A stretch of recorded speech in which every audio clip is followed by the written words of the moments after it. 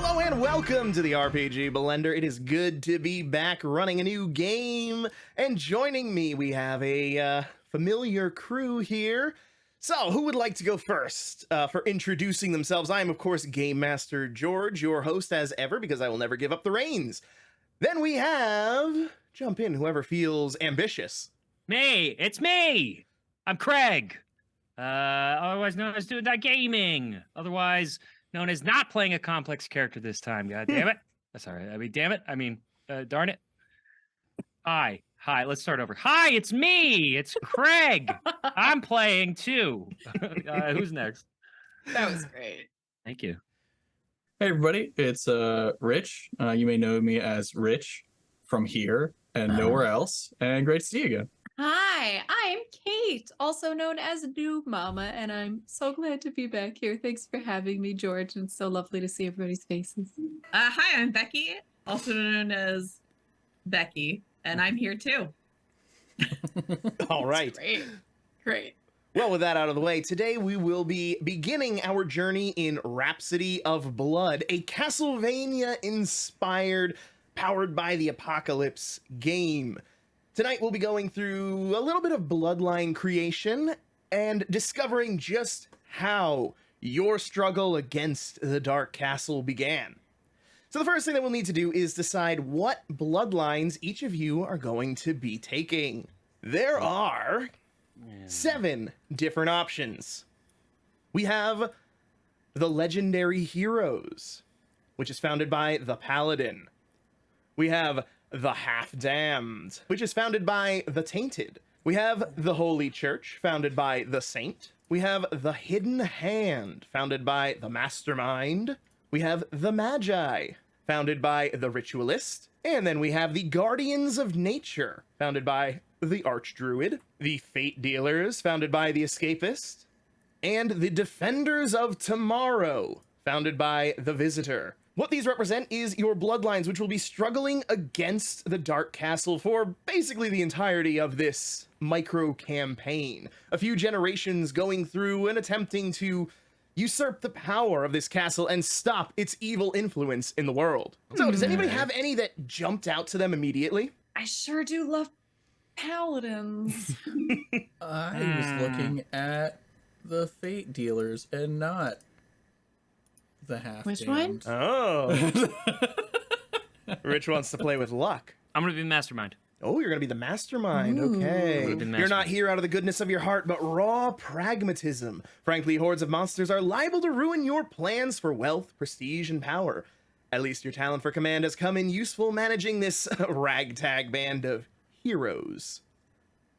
Ah, shit. That sounds like a person has to think and be functional. What did you think Mastermind was going to be? I don't know. I thought it would be, kind of like more like Trap Solver or something like that. Maybe like you can a always rogue change. type. You just want to be a paladin? No, he's made his choice. I don't want this. I don't want it. What are you doing? I don't want it. Well, now that he's backing away from his choice, does anybody have one that they would be interested in? We know Kate would be interested in the Paladin, is that correct? Yeah, why not? Lock it in. You're brave I'm and locking bold, it in. and where your fellows faltered, you inspired them to press on. Now the Regent stands before you, and they will answer for the evils they have brought to the land. That's right. All right. Sounds great. Go ahead and grab that sheet, then. Anyone else locking in a choice? What were you doing, Rich? He's going to go either Tainted or Luck. Which people. I always do the Tainted, so I feel like I shouldn't, but I do also always play do luck. So it's really hard for me to... I didn't know it was luck-based. I just saw throwing weapon, and I was like, oh, cool, throwing weapon. I don't think any of them have a specialty in jumping, so that doesn't That help. makes it easier, like where something's completely out then. Now, for real, Mhm. I'm going to go with Archdruid. The Archdruid. Yes. You've left the comfort of the wild to find the source of all evil. Now that you've found it, it's time to destroy it for the good of the natural order. I want to do the escapist. All right, the escapist, you may not be lucky per se, but you work with what you get. Whatever hand fate deals you, you manage to get what you want and then some.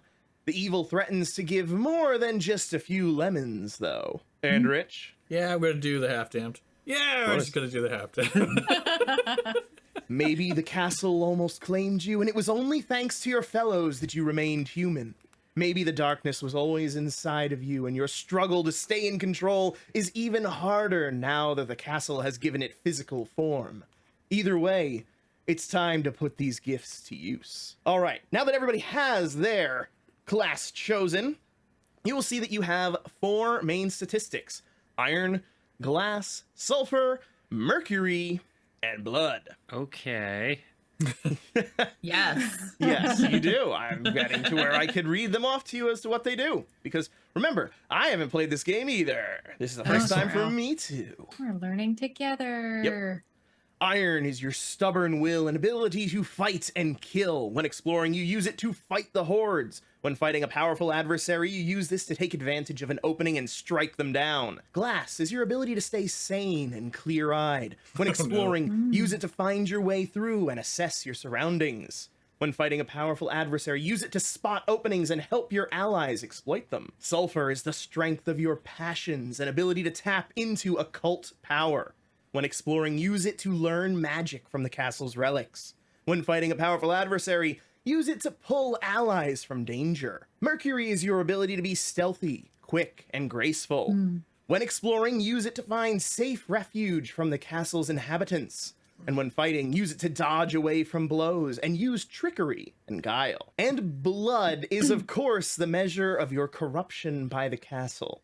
As things happen to you here, that may rise. And the raising of blood will grant you additional powers, but if it raises too high, the castle may claim you. We don't have to worry about that right now, though. You all are simply making your characters. First thing you need to do is you have 2 weapon choices on your sheet. Choose one of them. Done. Easy. Okay. Does everyone have their choices made? You don't need to tell us just yet. I'll give you an opportunity to put all this in character later. Then the next thing to decide is your history with the other party members. Each of you has a unique bit of history that connects you to one of the other founders. So one by one, we'll go through, and each one of you will pick one of the other ones that you are connected with through this pact. We'll start with whoever would like to go first. They'll pick somebody, then they'll do their history, and so on and so forth, forming a chain. Who would like to be the first person to define their history? I'll do it.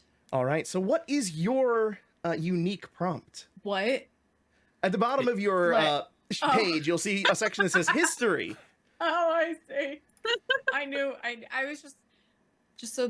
That was a test for Viewers. George. Yep. Yeah, and so people listening know, Exactly. One of the other founders risked great danger to save my life.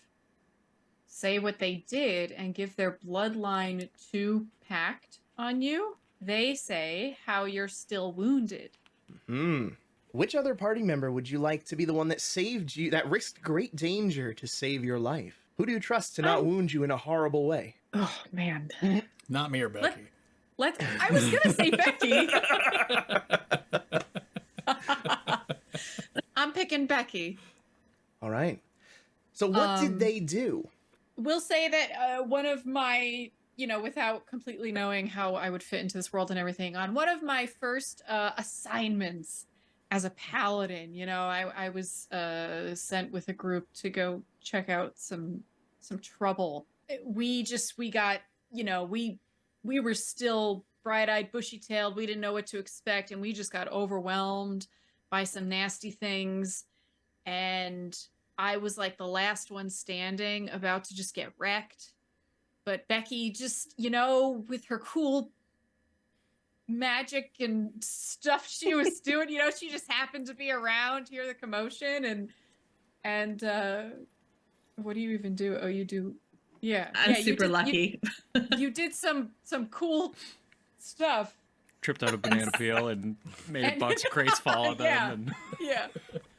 And you managed to get me out of there alone, and then we, went off and got to know each other or something. Okay, and Becky, you get to decide how she is still wounded from that encounter. Physically or emotionally? Doesn't specify. It's up to you. Nice. Let's say the place that you were in was kind of like a smaller area, so you don't do well in tight spaces. Oh, I like that. Yeah, Okay. that's good. All right. So, Kate, note somewhere that the bloodline of the Fate Dealers has 2 pact on the bloodline of legendary heroes. That won't come into play here, but it will impact future game sessions when your descendants will be able to call in those pacts for favors. So then, Becky, what is your history prompt? Let's see here. One of the other founders helped you escape a terrible fate. Give their bloodline 2 pact on you. You say what they have or what would have happened if they weren't there. They say how they arrived there. Did the Archdruid or the Tainted save you from a terrible fate?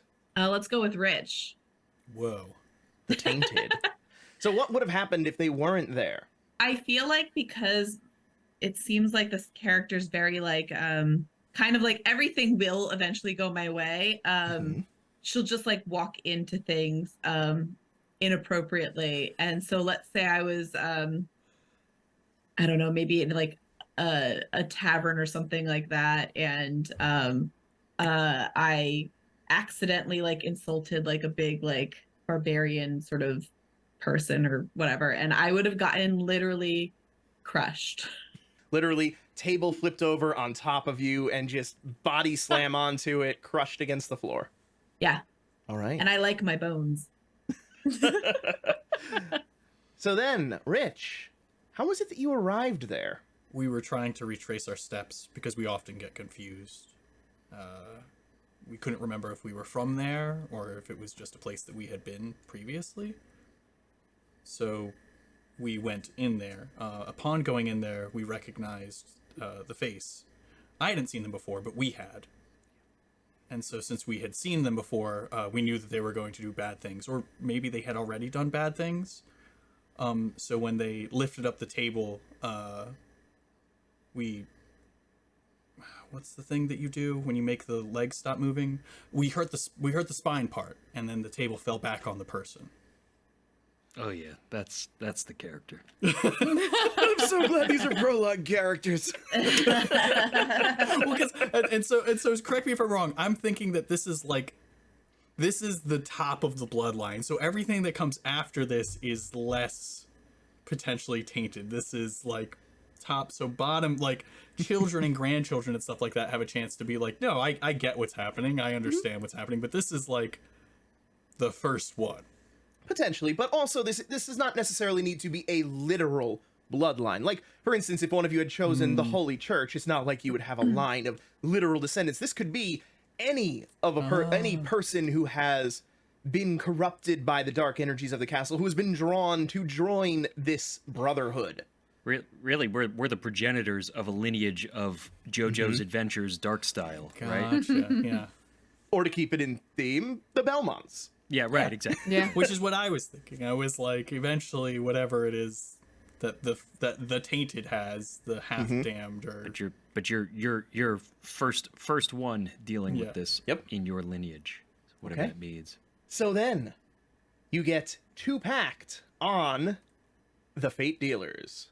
Becky, note that somewhere that the half damned have 2 pact on the Fate Dealers. oh, we know you or knew half- you. It's nice to meet you. And then I think that makes the rest of the chain pretty clear. Yep. So, what is your prompt there, Rich? One of the other founders is helping me keep control. The pact is how I say how they're keeping me sane, and you say what'll happen if you stop keeping me sane. So, So I'll set up my part, and maybe that'll help you do your part. Sound good? All right. Well, that's what's happening. Craig doesn't want this pressure. No. This is fine. This is fine. This is good. So the thing that is us, the thing that is we, inhabits us, and it's inhabited things previously, and has done bad things. But with your help, I've managed to keep it more subdued, more in control. I kind of get to steer the ship. We decide things together. Our humanity remains largely intact, and they seem like they want to do good things a lot of the time. Maybe they're trying to do good and they're just bad at it. But they were trying to do something. We are trying to do something. They failed at doing something with a castle. They were trying to make something happen and they didn't make that happen. And now they're stuck. And so now we have to stop that from happening because they stopped our thing from happening. And you help me be the pilot. You help me steer the ship. You make it so that way we're a team and they don't just get to do what they want because they're not so good here. We aren't so good here. But we're better here now. Did that help you, Craig? Yeah, of course it did. Of course it did. And I decide what would happen if he loses control. If you specifically stop what you're doing. Oh, if I stop, what happens? Oh yeah, I guess I should. Yeah, Okay. You keep us grounded, and you have narrative control of what that thing is. Well, what I know then is that the thing that is in him, that he is correct, that is a they now, is a dangerous, chaotic force that he currently serves as a prison for. And if I'm able to maintain this, that wildly powerful force is bound.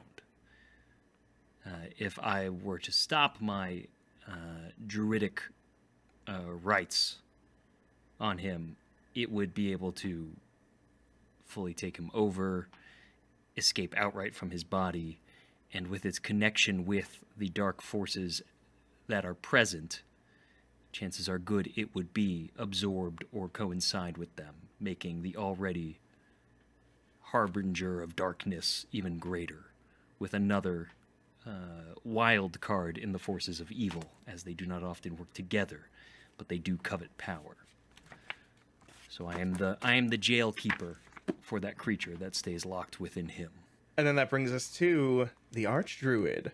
What is your history prompt? One of the other founders took part in one of my rituals of communion with nature. I give them Bloodline 2 Pact on me. I say what the ritual was for. They say what was strange about it. Since we know that then goes to Kate to finish off the chain, what was the ritual for?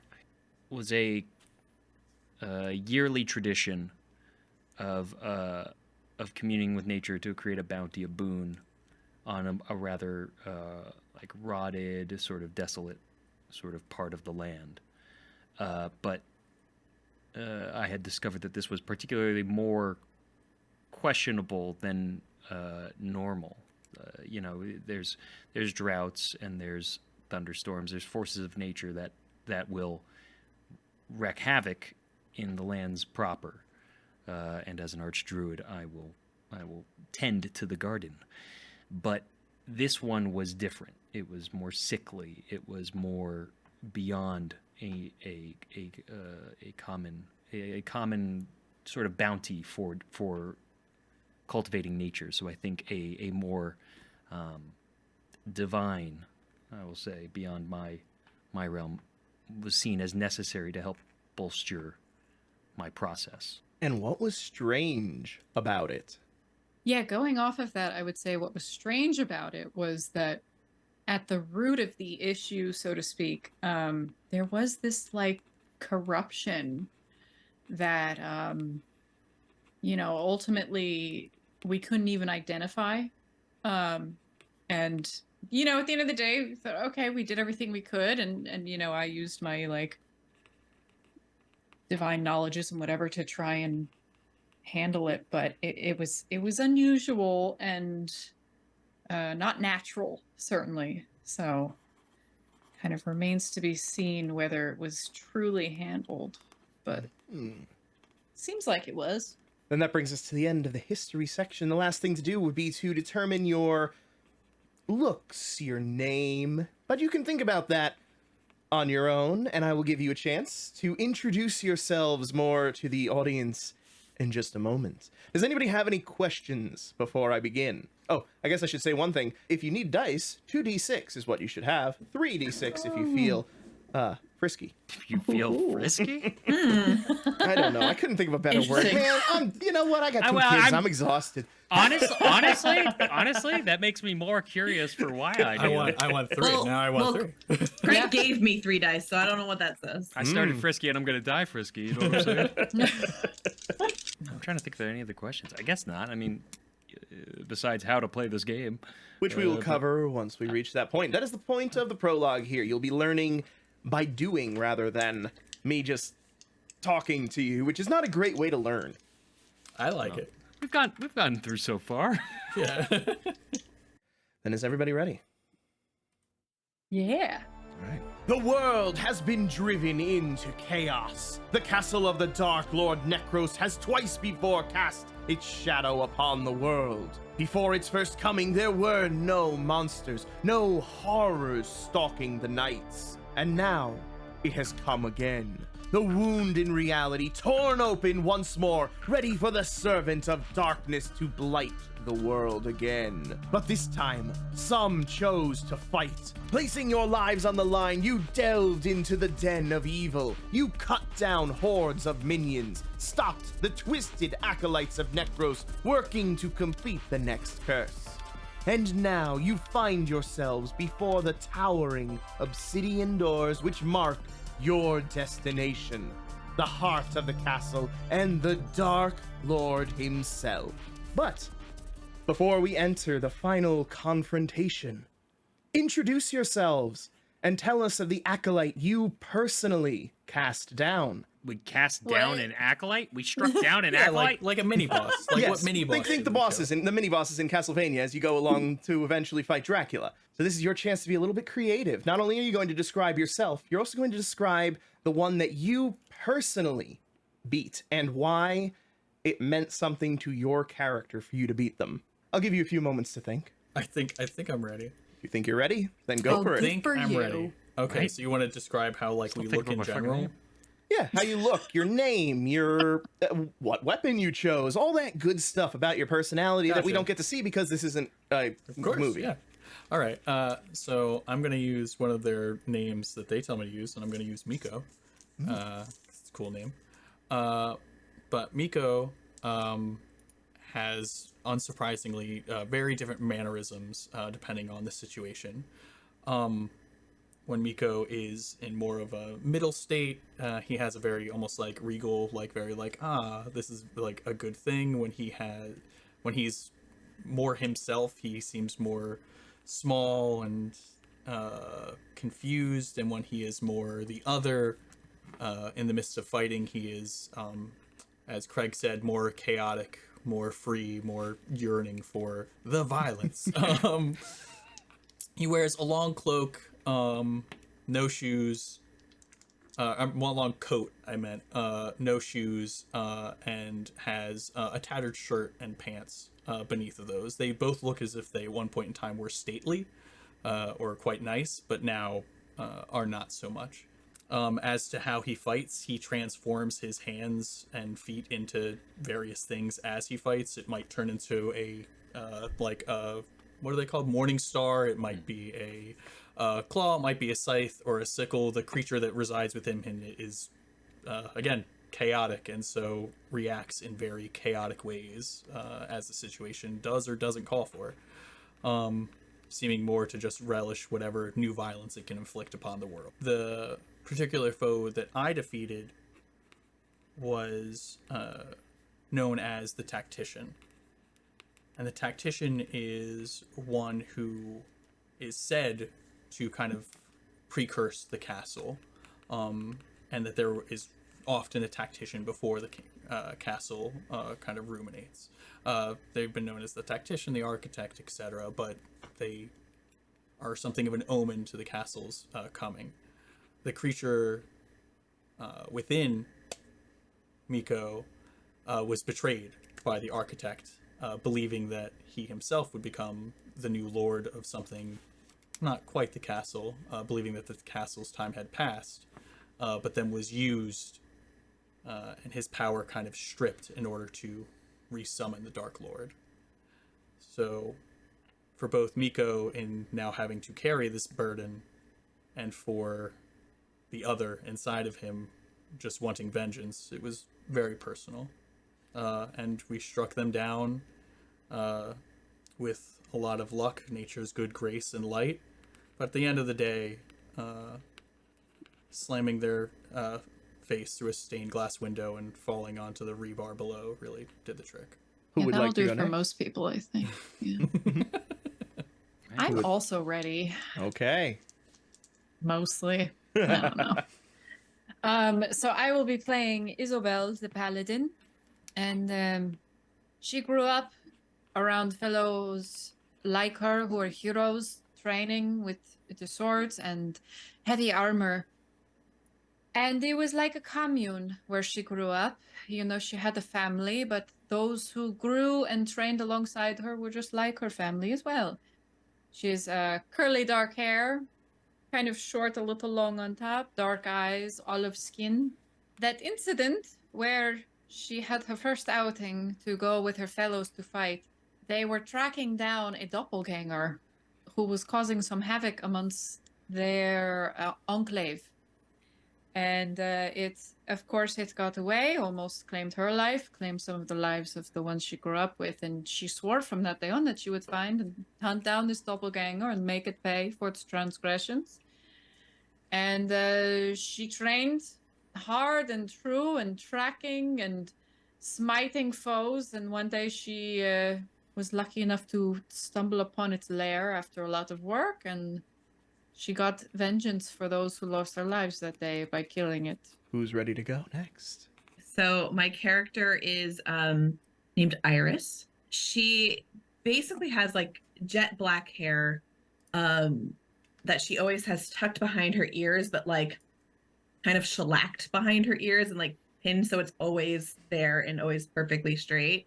She wears all dark clothing, like a dark like bustier and probably like sort of like legging pants. And when I say they're dark, they're a combination of like black and like intricate stripes of like a deep wine red.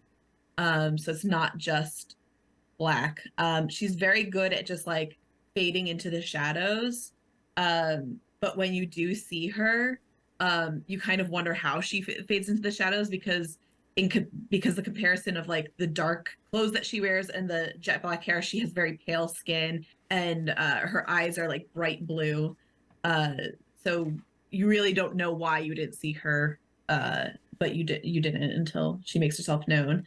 Person that I took down, we'll call them the Soul Taker, who was a tarot card reader, who would use that to trick people into like servitude or some sort of great debt, potentially actually even, I don't know if this is allowed, but if it's allowed, to literally take their souls from them.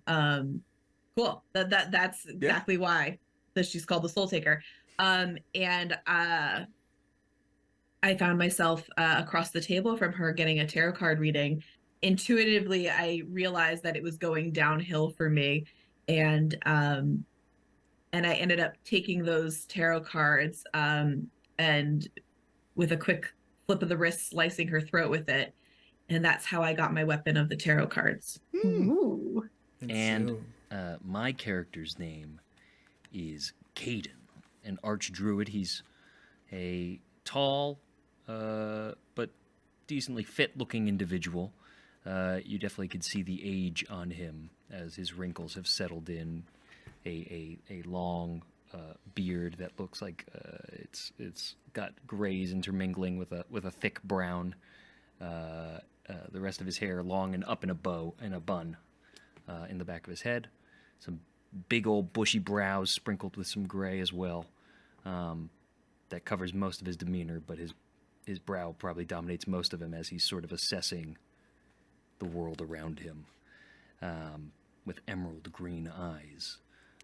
Leathers and furs cover his person, and he has a tall spear that he has ornamentally sort of decorated at the top with different bushels of plants that he has harvested that he would use for rites or rituals or something of the like. And he killed a magistrate. He killed a magistrate,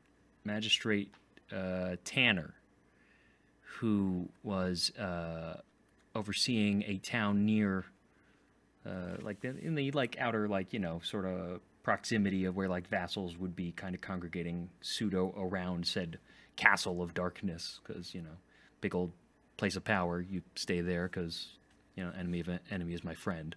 There's still people stuck under the heel, whether or not they're aware of what true malevolent forces live there. But this magistrate was abusing his power in sort of decreeing certain people guilty of irrelevant or minor crimes and sending them off to jail, where days later a wagon would make its trip up into the castle. Caden stayed in this town for a time and saw these goings on and the people suffering and whatnot, and doing his simple rites of blessing crops and things the like to help the people. But in connecting the dots, had an altercation with this magistrate in public, in which Caden called him out on his basically kidnapping of people through his laws. And when the magistrate publicly announced that there's nothing that he could do, these people were guilty, he took his hidden spear, shook off the herbs and such, and shoved it right through his stomach and killed him in the public eye of those people, making his way elsewhere after obviously gaining a certain bit of disdain amongst the law. So each one of you selected a weapon. That weapon has a perk and a flaw. If you look at cheat sheet 2, you'll see a list of these perks and these flaws. For example, I believe you picked claws, Rich? Yeah, you got it. Yep. Yours is tether, which means that your perk is tether, which means that after you hit, you can easily hold on to or keep pace with the foe. With the flaw being close, you need the enemy to be within arm's reach to use it. What other weapons did you pick, and what were their perks and flaws? I chose thrown tarot cards, ranged, and grazing. So ranged, you can attack any foe in eyesight, but grazing, it only deals surface harm, not deep wounds. Damn it! So my backstory doesn't even make sense now. I mean, if you cut someone's throat on surface, It's good enough. it still gets you. Yeah. Mm-hmm. So great sword, cleave unstable. So I Cleave can slice through many foes in a single swing, and unstable, you're vulnerable and unable to move after using it. Makes sense. I have piercing, and I have fragile. Piercing can penetrate armor and thick hide. And fragile. If any dice on an attack comes up 1, the weapon is useless until you shelter or get rest and relaxation. The 4 of you find yourselves at these towering obsidian doors, your quarry just on the other side. What do you do? If you would like, I would take charge. Sort of stay towards the front, act as shield and such. I'll protect you all. Thank you. We appreciate it. Very good. We think that you should do that anyway. We're owed that much. Now, You're now. old. No, I thank you. Better. You're welcome. Yes. Don't thank worry, you. I think that this will all work out. I appreciate the vote Right. of confidence. Mm-hmm. I'll stand behind you, Isabel. Excellent. Just sort of like on my face. I'm gonna go to push the door open just a little bit. You lay your hand upon the massive doors, and with the barest hint of pressure, you feel them shift. The doors glide open with an almost supernatural fluidity, revealing the abyssal expanse beyond. The chamber exudes a vile aura of malevolence and ancient secrets. The scent that assaults your nostrils is a toxic blend of sulfurous brimstone and the stench of decaying flesh. Within the air, an electrifying current dances, prickling your skin and inviting the tremor of fear. This is a place where power unfurls in its rawest form, where the arcane and the sinister intertwine with palpable force. The floor displays an intricate mosaic of obsidian tiles adorned with crimson sigils, aflame with an inner fire that seems almost sentient and certainly relentless. Flickering torches line the walls, casting eerie shadows that dance across the ornate tapestries that hang in tatters, hinting at tales of forgotten lore. And in the heart of the chamber, an elevated dais that cradles a throne of night-forged gold. The throne is a nightmarish creation, its surface marred by jagged protrusions and enshrined in the baleful glint of shadowy gems. The dais, encircled by a helix of stairs, is a testament to its inhabitants' sinister grandeur. Upon that central stage stands the object of dread, Necros, the Dark Lord himself. He commands attention, a colossal figure cloaked in robes woven from the very fabric of night itself. Pale, nearly translucent skin drapes over veins of a pulsating, unearthly purple. Once regal features bear the scars of his infernal dealings, cheeks sunken, flesh marred. On his brow, a crown of black thorns that curls in cruel imitation of a king's regalia. But it's his eyes that seize the gaze, a pair of infernal orbs ablaze with demonic fervor, casting malevolent light upon you. Worse still, your path to this harbinger of darkness is far from unobstructed. A horde of protectors stands between you and your fateful confrontation. This unholy assembly is a macabre gathering, the reanimated bones of humans, monsters, and the disturbing amalgamations of both, all united in a chilling dance to safeguard their master. With a voice that crackles like paper and leaves your ears heated as if held to the flame, he speaks. So, these are the ones who seek to challenge my grand design. Your feeble courage led you here, to the heart of my power. Do you sense it? The tendrils of darkness that writhe around you? The world teeters on chaos, and I shall be the architect of its transformation. A grand design unfolds, one only I comprehend. Your struggles, your sacrifice, they serve a purpose greater than your paltry existence. Tell me, do you feel the weight of destiny upon your shoulders? How it trembles in the face of the abyss?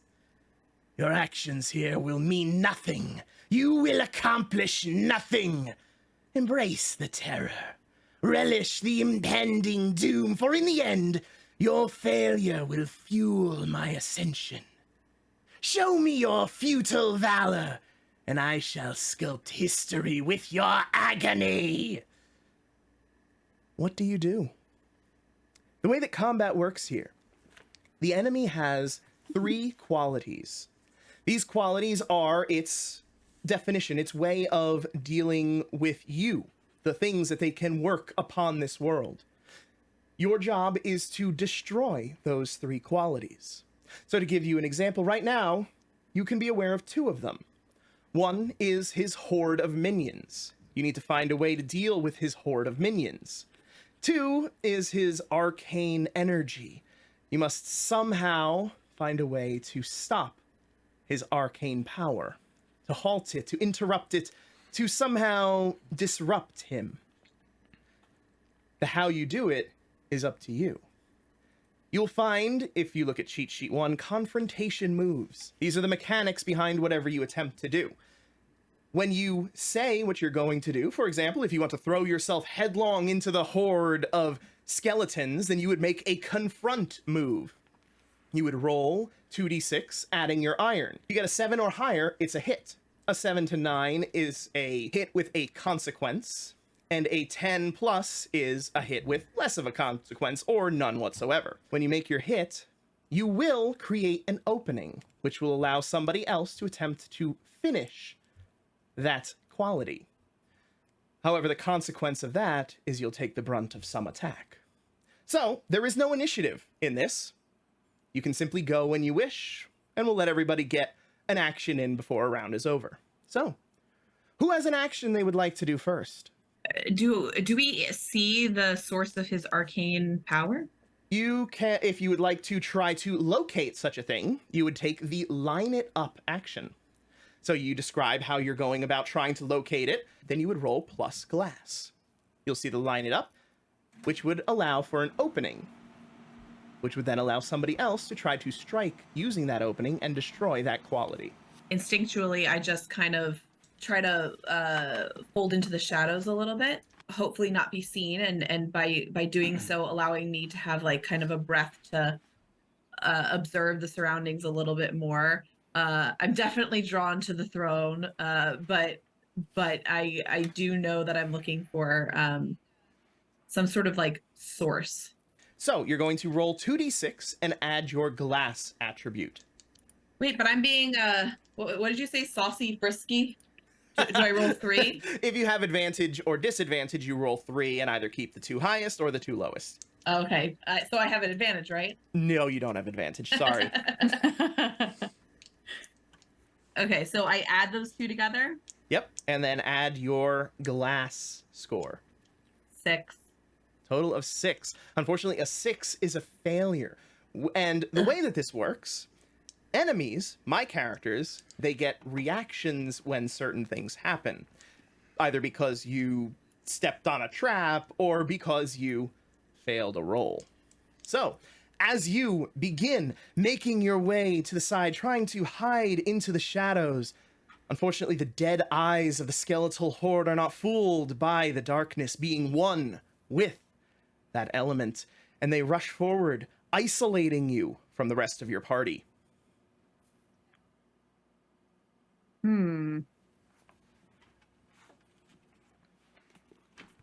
Just so you know, I kind of like, give a little smile and just start fanning out my cards. Okay. Hell yeah. Who has something they'd like to do? And don't worry about thinking in terms of the confrontation moves. Think about it in terms of what you would do, and I'll help you determine which is the right move that would accomplish that. Seeing that, and because I'm probably I'm not one of the most perceptive people of our group, so I won't try to do the same thing. I will try, however, to like start cutting my way towards Iris, seeing that she is now separated.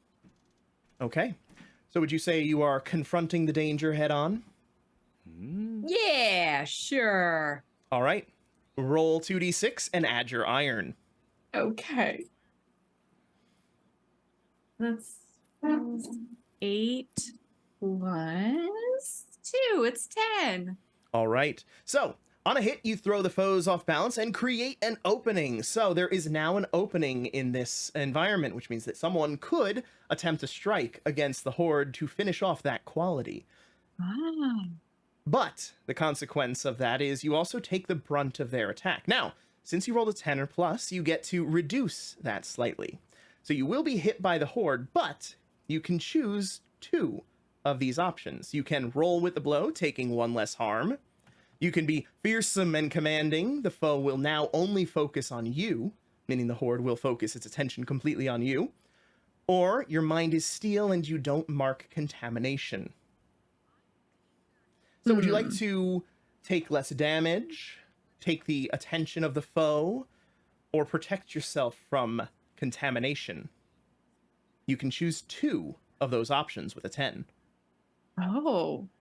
I will take their attention and less damage. Okay. So I'll be like, let's go, Skelly Bros. And, You begin cutting your way through the Skelly Bros, cutting a significant chunk through them. Are you attempting to make your way toward Iris? Was that the goal? Yeah. Okay. Yeah, so she's not cut off from us. Yes. Then with that successful confront, you are able to reach her.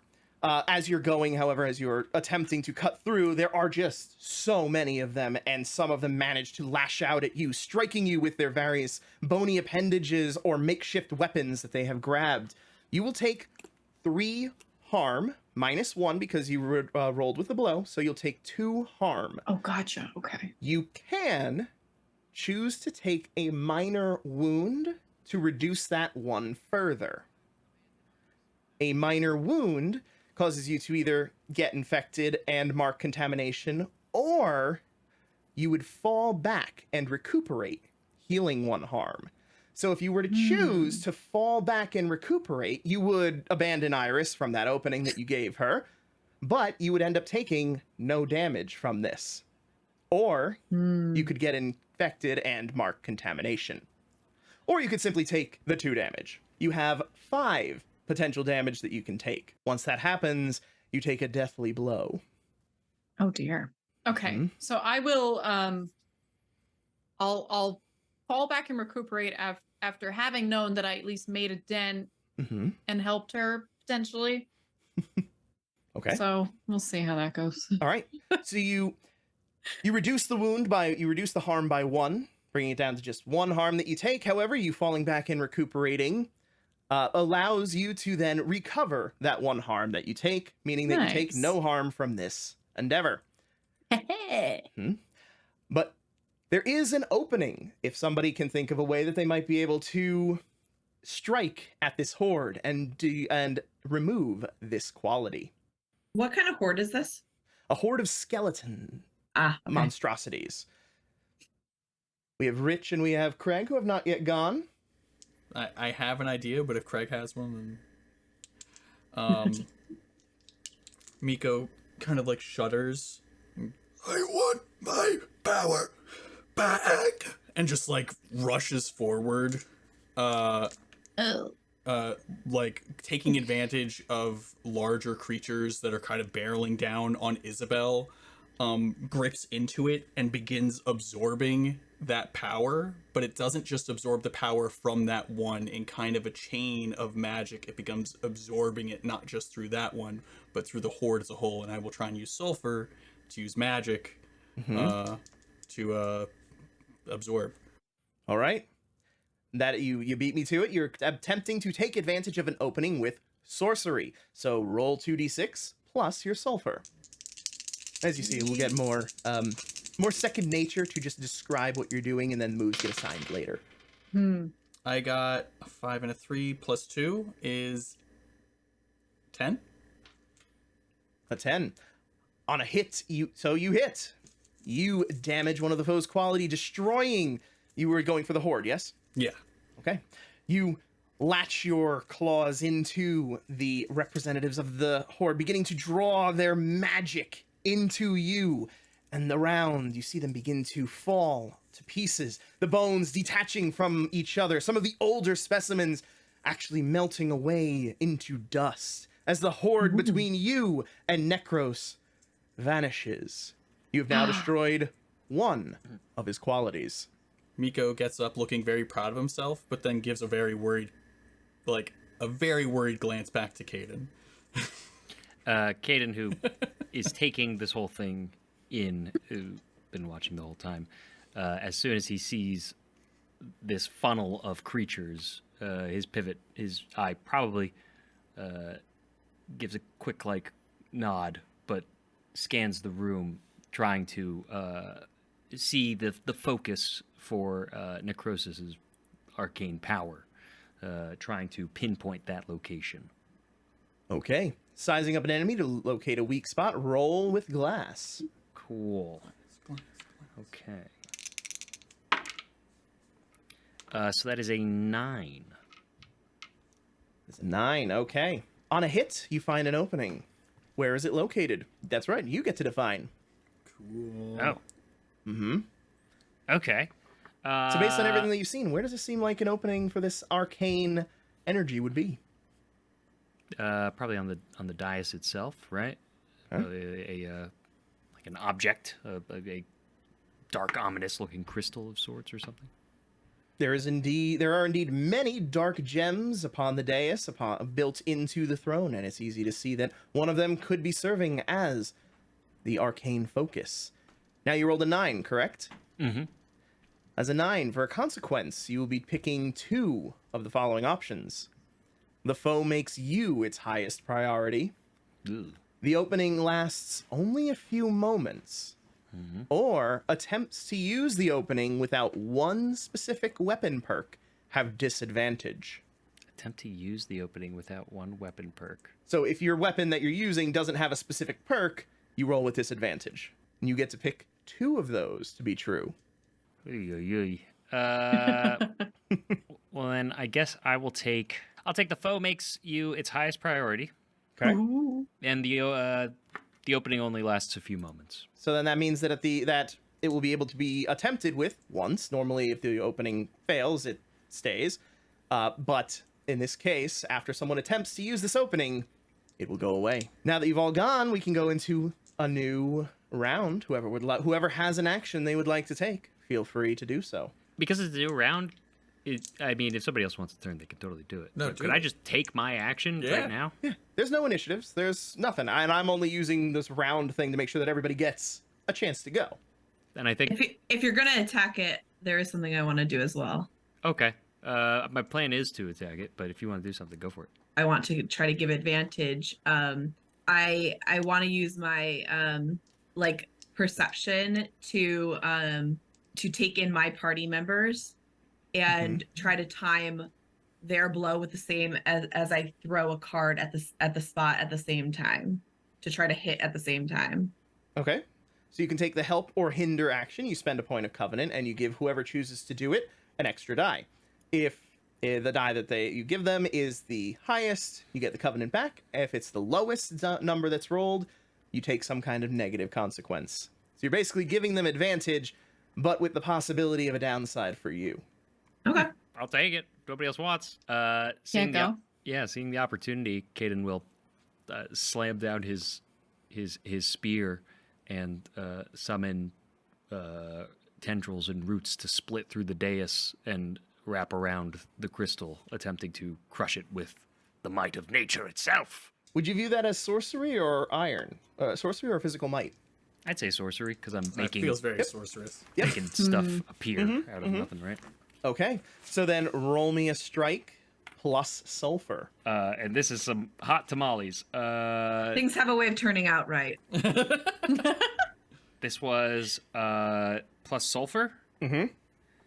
That's an 18. You only take the 2 highest. Oh, okay. So that's a 13. Okay, that is definitely higher than a 10. So you lash out with your tendrils. They wrap around that crystal that you identified before it can shift its power to one of the other many gemstones that are lining this chair and crush, destroying that arcane power.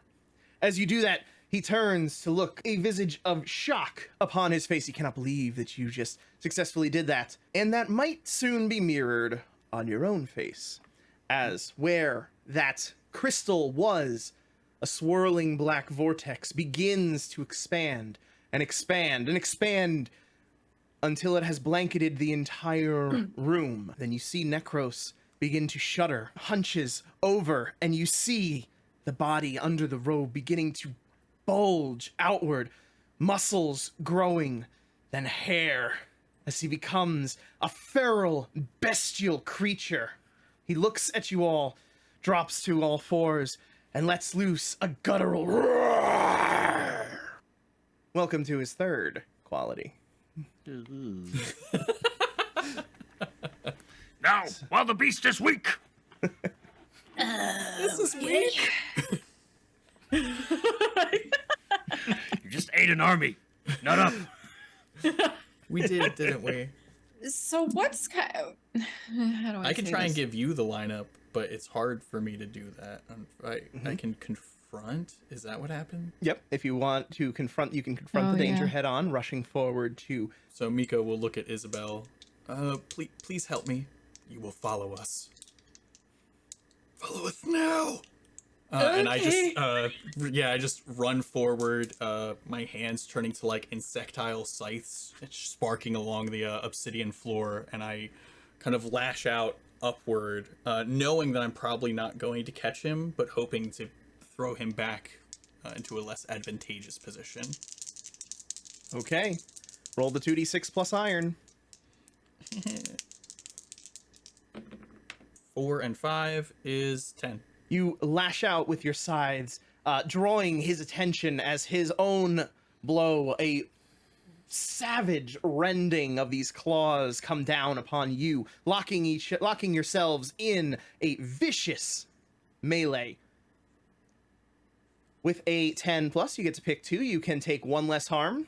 You can take the focus, and you can choose to not mark contamination if such would apply, which it would. It would. Yes.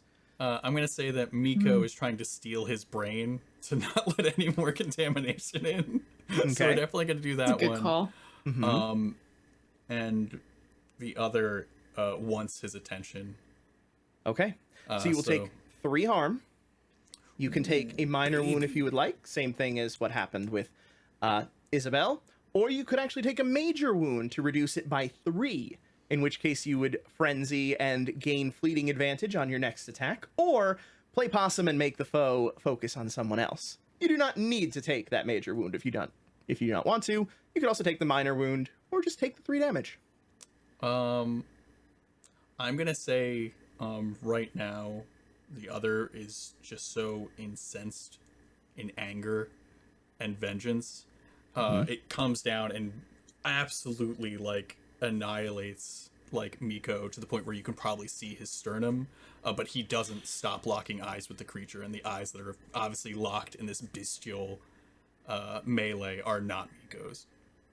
Okay. So are you taking the damage or taking a major Taking the damage, wound? sorry. Okay. Taking the full damage. All right. So So you take 3 damage, and you have created an opening. So with that opening, Mm-hmm. I will attempt to so yeah, I will strike, right? Mm-hmm. And I'm going to use physical force.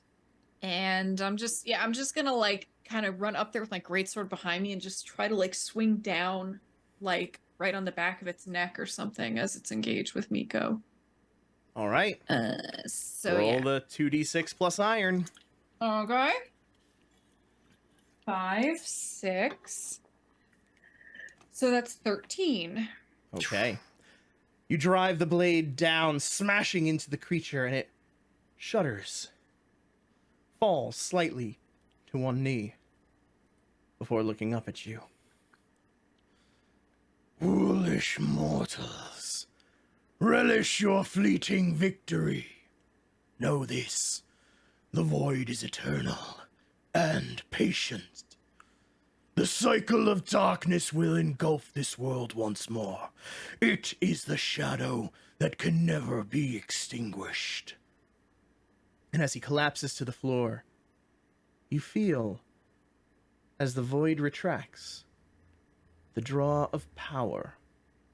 You are back in the throne room, and for a brief moment, the heart of the castle lies before you, ready to be seized.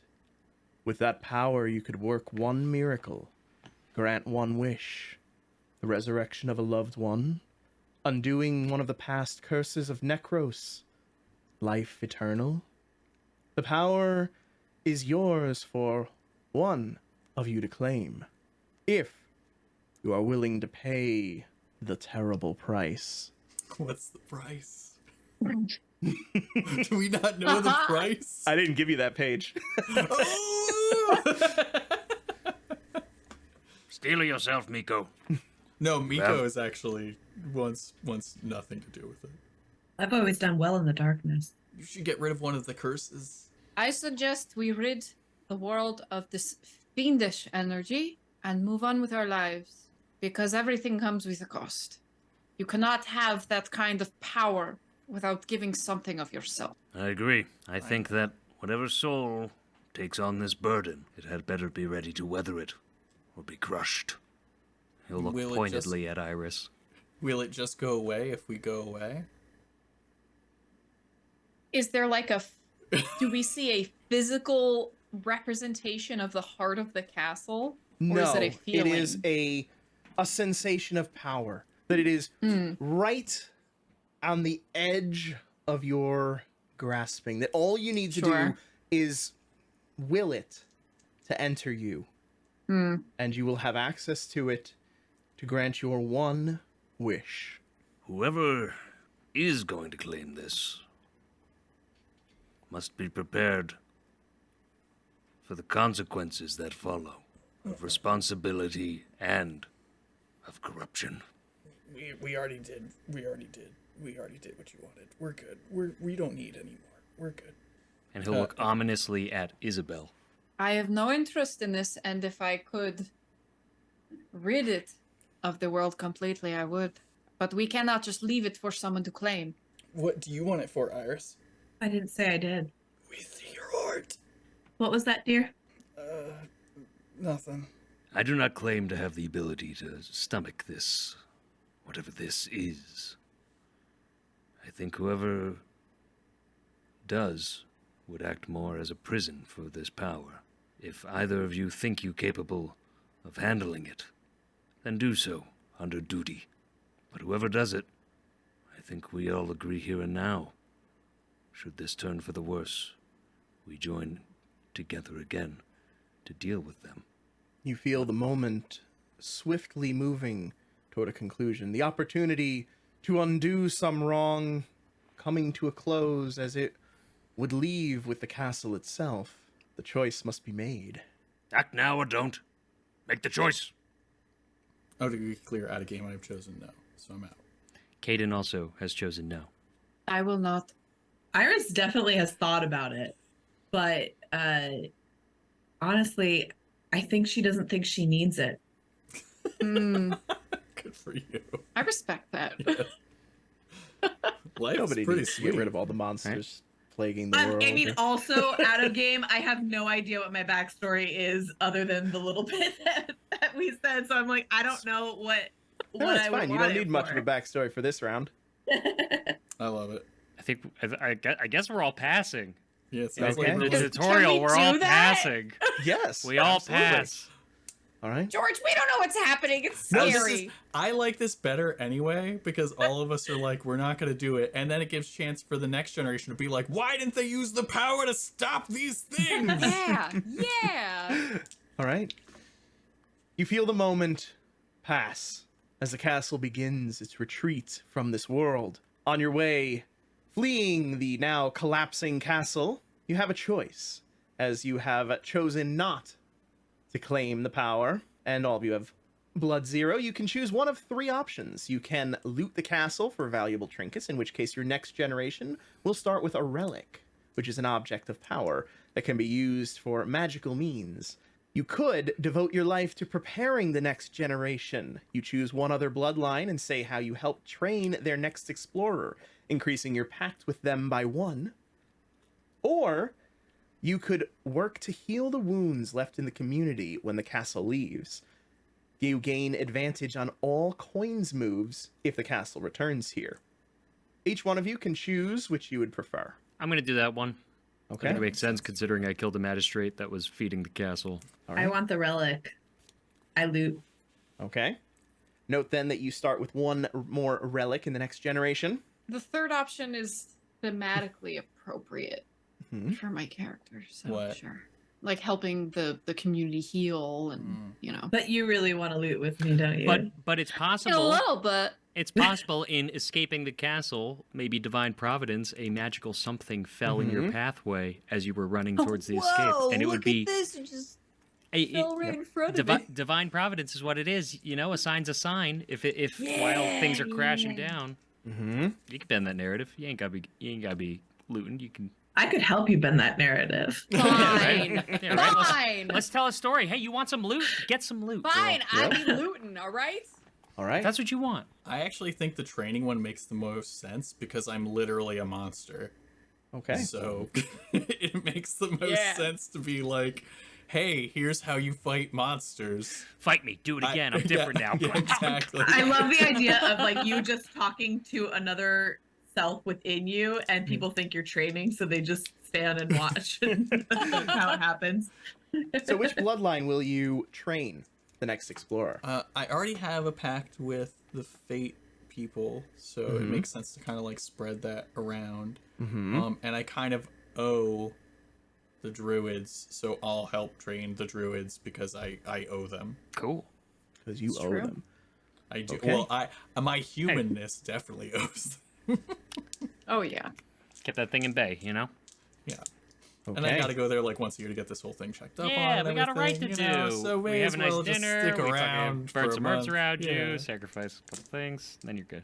Then with that, the castle retreats, though each of you knows in your heart that it will one day return. And you begin the arduous task of setting up your bloodline, preparing them for when the castle should return with its new regent.